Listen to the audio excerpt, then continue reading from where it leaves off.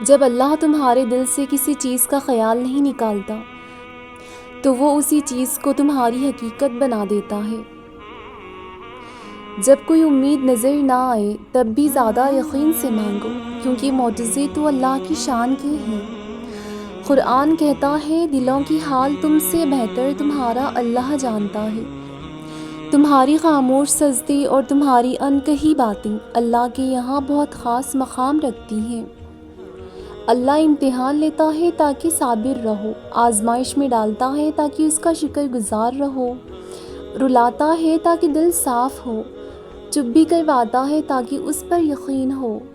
اللہ کو چھوڑ دو گی تو کچھ ہاتھ نہیں آئے گا، جہاں اتنا صبر کیا وہاں تھوڑا اور صبر سہی، پھر دیکھو جو اب تک تمہارے نصیب میں نہیں وہ بھی تمہیں دے دیا جائے گا۔ یقین رکھو اللہ تمہارے ساتھ ہے۔ سنو ممکن ہے اللہ جلد ہی معجزے کرنے والا ہو، سنو ممکن ہے اللہ جلد ہی نوازنے والا ہو۔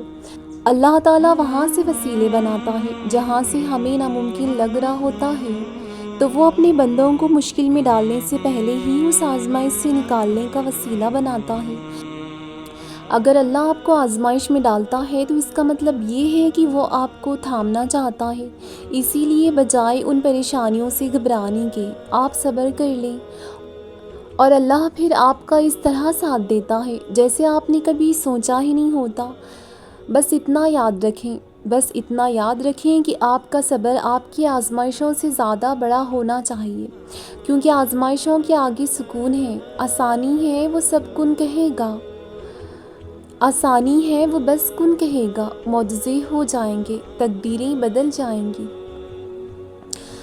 وہ خاموشیاں بھی سن لیتا ہے لیکن اسے اظہار پسند ہے بندے کا۔ جب بندہ کہتا ہے اے میرے اللہ تو وہ متوجہ ہو جاتا ہے، جب بندہ کہتا ہے تو بڑا رحیم ہے تو اس کی رحمت جوش میں آ جاتی ہے، جب بندہ کہتا ہے اللہ مجھے معاف کر دے تو وہ معاف کر دیتا ہے، اور جب بندہ گڑ گڑا کر کچھ مانگتا ہے تو وہ قبول کر لیتا ہے۔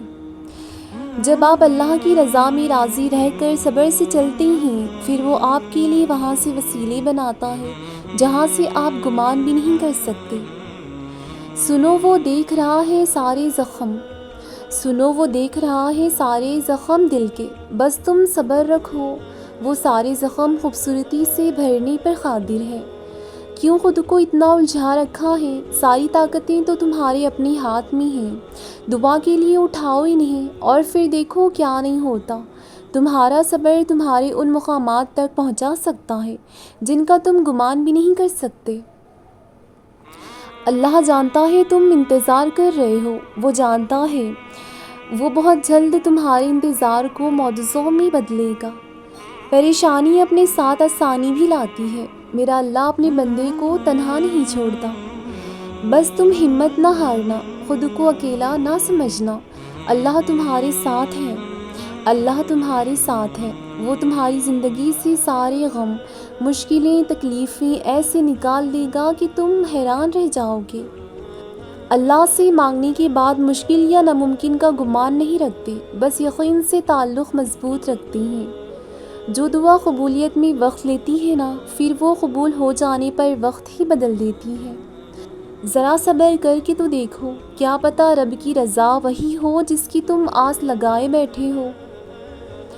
تمہاری دعائیں سنی جا چکی ہیں، تمہارے صبر کا صلہ لکھا جا چکا ہے، اب تمہیں تمہارے یقین کے معجزے دکھائے جائیں گے تاکہ تم جان سکو کہ مخلص دل اختتام میں ہمیشہ جیت جاتے ہیں، اور تقدیریں اللہ کے اشارے پر بدل جایا کرتی ہیں۔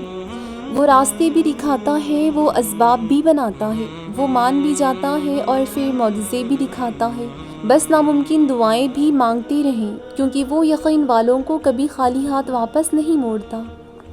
دعاؤں کے جواب فوراً نہ ملے تو پریشان نہ ہوا کرو، اللہ انتظار کے ذریعے اپنے بندے کو آزما کر ہی اس کی دعاؤں پر کن فرماتا ہے۔ کیوں شک ہوتا ہے تمہیں کہ دعا قبول نہیں ہوتی؟ یہ ذرا سی دیر کی بات ہے، ذرا سے صبر کی بات ہے، پھر تم اپنی آنکھوں سے معجزے ہوتے دیکھو گے۔ جو تم سے نہ ہو رہا ہو اسے اللہ پر چھوڑ دو، اس کی مصلحتوں پر یقین رکھو، صبر اور یقین سے دعا مانگو۔ ایک کن کی دیر ہوتی ہے، پھر ایک کن کی دیر ہوتی ہے، پھر وقت، تقدیریں، جذبات اور دل، دنیا، لوگوں کی ساری باتیں، تدبیریں سب بدل جاتی ہیں۔ اللہ کی رضا کے سامنے دنیا کی نہیں چلتی۔ جب وہ کہے گا ہو جا تو بے شک سب ہو جائے گا۔ آج اگر صبر کا دن ہے تو کل اجر کا دن ہوگا۔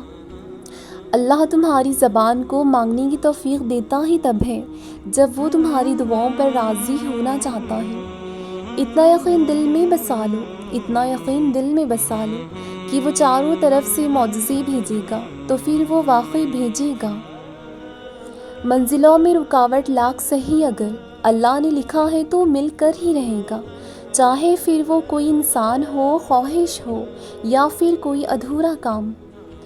وہ معجزوں پر قادر ہے، تم پورے یقین کے ساتھ مانگ کر تو دیکھو۔ معجزے کامل یقین والوں کے لیے ہونے ہیں، ان کے لیے جو اپنے کام سچے دل سے اللہ کے سپرد کر دیتے ہیں، وہی پرسکون رہتے ہیں۔ وہ راستے پہلے ہی بنا دیتا ہے، لیکن عطا صرف بہترین وقت پر کرتا ہے۔ وہ وقت اور حالات بالکل بدل دیتا ہے۔ وہ سکون اور خوشیاں پہلے سے دگنی کر کے واپس لوٹا دیتا ہے۔ زندگی کی رونقیں پھر سے بحال کر دیتا ہے، اور وہ صبر کرنے والوں کو اس طرح صبر کا پھل دیتا ہے۔